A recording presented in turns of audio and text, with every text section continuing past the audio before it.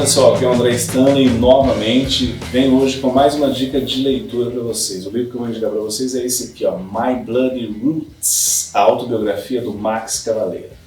Quando eu leio uma biografia ou uma autobiografia, que é o caso aqui, eu parto sempre do pressuposto de que se trata de uma defesa do biografado. Se uma pessoa é famosa, conhecida mundialmente e merece ter a sua vida contada, eu não creio que ela própria seja a pessoa mais indicada para isso. Me entendem? Então, sempre quando eu começo uma biografia, eu já começo com esse pensamento em mente. Com isso, eu não quero dizer também que a leitura de autobiografias seja inútil. Pelo contrário, ler autobiografias é entrar em contato com uma versão dos fatos.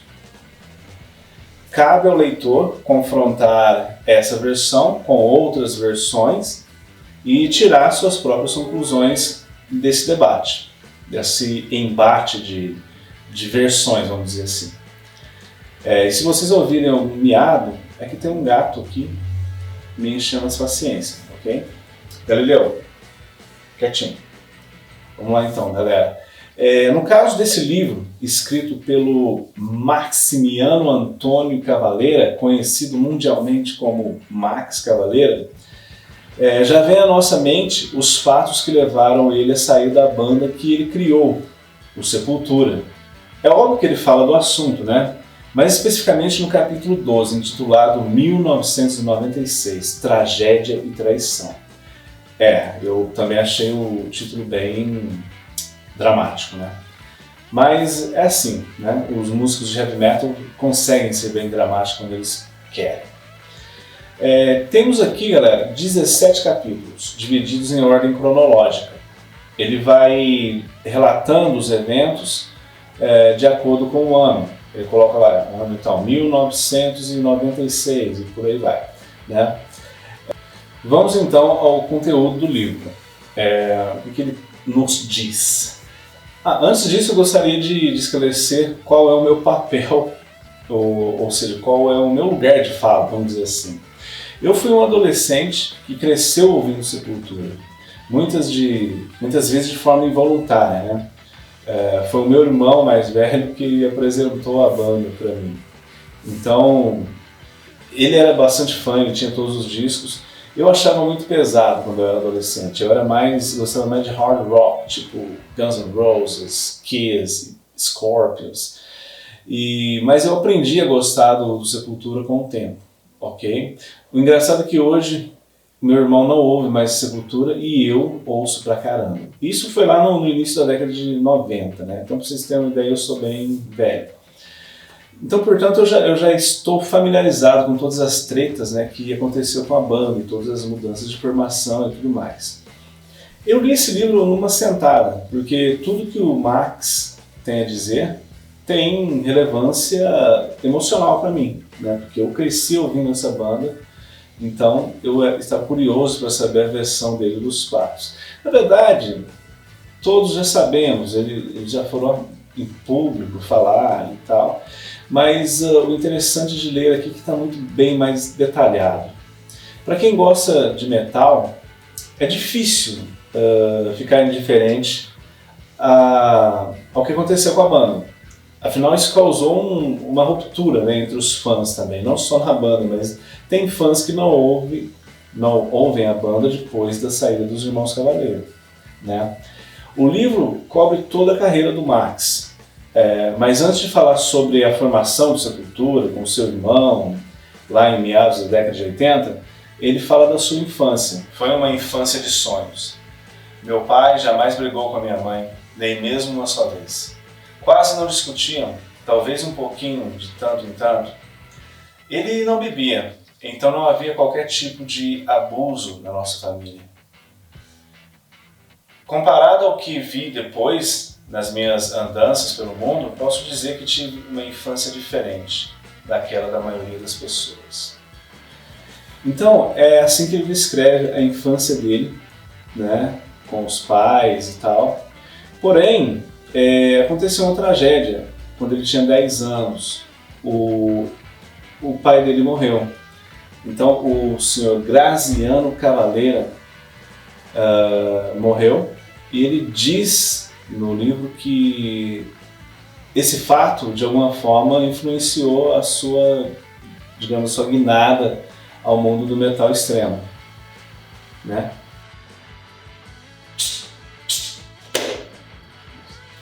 A mãe dele, a Vânia Cavaleira, foi quem recebeu aquele bando de moleque metaleiro na casa dela, em Belo Horizonte, quando eles criaram a banda em 1984, né? Então ela tem um papel primordial ali. A dona Vânia foi uma grande apoiadora dos meninos, né? Ele relata aqui algumas histórias bem interessantes, né? Sobre as primeiras gravações também dos álbuns, dos primeiros álbuns, né? E como a gravadora acreditou naquele bando de moleque doido, né, que mal sabiam afinar os instrumentos, ele deixa isso bem explícito, que eles não sabiam tocar. O primeiro disco, Bestial Devastation, saiu em 1985, pela Cogumelo Records, que na verdade era um EP, que foi lançado em conjunto com outra banda de BH, o Overdose. Eles eram muito novos na época, e o Igor, por exemplo, tinha 13 anos, o Igor baterista, o Igor Cavaleira. Eles mal dominavam seus instrumentos, mas a gravadora decidiu investir na molecada. Não sei, talvez eles viram que ali poderia sair alguma coisa, realmente acreditaram neles, né? A gente tem que pensar que naquela época a atitude era um elemento essencial para artistas do underground, né, do heavy metal e tal. Dá para notar que os meninos mergulharam de cabeça naquilo e deram sangue mesmo para criar algo que simplesmente não tinha precedentes no Brasil. E ele conta também os seus perrengues, né, com vício em álcool e tudo mais. O livro segue o mesmo formato de um documentário. Tem algumas inserções de depoimentos de outros músicos, artistas e membros da família, como de sua própria esposa, a Glória Cavaleira, que era empresária do Sepultura, né? E ela carrega até hoje o fardo de ter sido o estopim da separação da banda, né? Tem também depoimentos do Dave Grohl, que aliás sempre declarou que o Sepultura é uma de suas bandas de metal favoritas, né? Tem também depoimentos da Sharon Osbourne, do Corey Taylor, do Slipknot, e do Sean Lennon, o filho da Yoko Ono com o John Lennon, a quem eles gravaram alguma coisa junto. Tem muitas fotos também, né, no livro, muitas fotos da família dele, que eu achei bem interessante, né? A mãe dele era bem bonita, né, bem jovem e tal. E eu notei um certo rancor na narrativa do Max ao se referir aos seus ex-colegas de banda. O que não é de forma alguma uma surpresa, afinal a treta entre eles foi a razão da separação da banda, né? No momento que eles estavam no topo, hein, galera? O Roots é um álbum que está fazendo um sucesso estrondoso, né, no mundo underground. E ele até enaltece, né, as qualidades do Andreas Kisser, que era o guitarrista que entrou no lançamento do terceiro álbum deles, Esquizofrenia. E o Andreas Kisser acabou se tornando, né, o líder da banda após a saída dos irmãos Cavaleira. Hoje em dia, por exemplo, é o Andreas que é tipo porta-voz da banda, né? Mas o Max deixa claro, ele fala da importância do Andreas para a evolução técnica do Sepultura, e até se tornar, né, uma representante de peso no thrash metal internacional. Por outro lado, o Max não poupa críticas às limitações técnicas do Paulo Júnior, baixista. Aliás, o próprio Paulo já veio a público dizer que ele nunca negou isso, né, de que lá atrás, no início, ele tinha muita dificuldade de gravar, de entrar no estúdio para gravar as músicas. A maioria das músicas foi o Andreas mesmo que gravou o baixo. Então o Paulo demorou para ganhar essa maturidade e tal, e ser capaz de gravar um disco inteiro no estúdio. Depois dos 17 capítulos desse livro, é possível sentir uma raiva causada pelas tragédias pessoais do Max.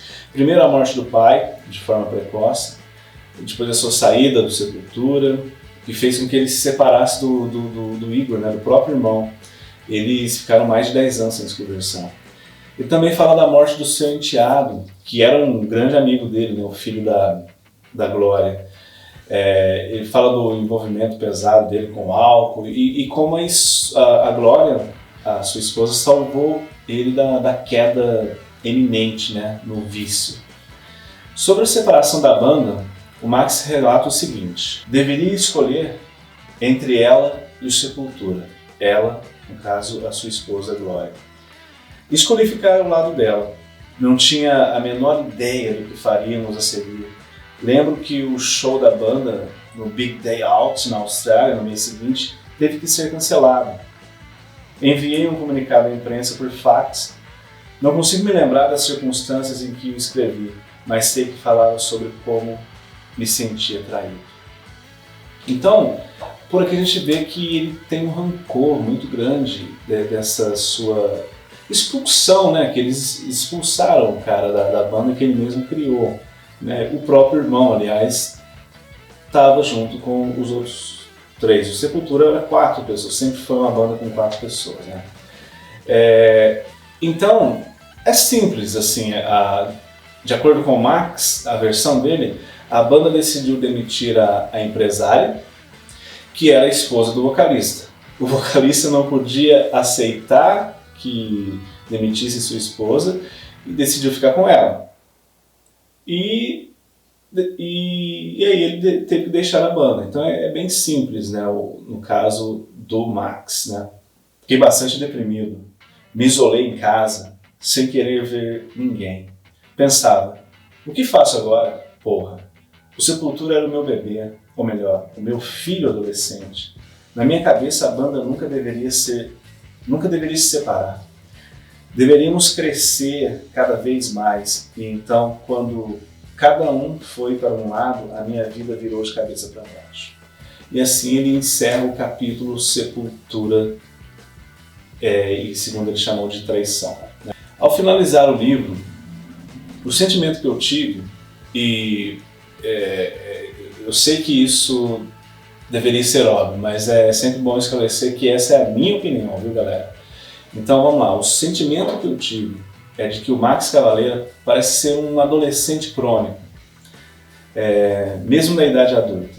E essa rebeldia adolescente que foi responsável pelo nascimento do Sepultura e a sua ascensão no mundo underground fez com que ele se apegasse a certos comportamentos obsessivos. Talvez ele não se sinta confortável sendo um adulto. E eu não estou fazendo um juízo de valores, entendam aqui, parece grave o que eu disse, mas isso pode ser bom, muito bom, aliás. O fato dele ter esse vigor, essa vitalidade jovial ainda, com mais de 50 anos, isso é bom, né? Se a gente considera a vitalidade do cara, que parece que nunca para de produzir música, e música de qualidade, sem perder peso, né?